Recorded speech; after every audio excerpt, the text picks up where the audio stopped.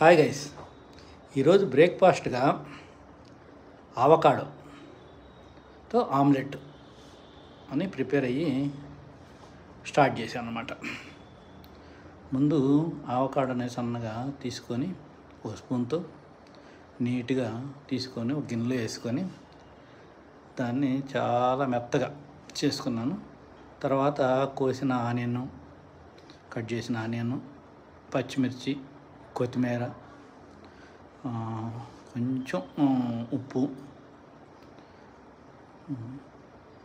Eggs కలిపేసి బాగా pepper కూడా కొంచెం మన కారం లేకుండా పెప్పర్ వేసుకున్నామంటే చక్కగా ఉంటుంది.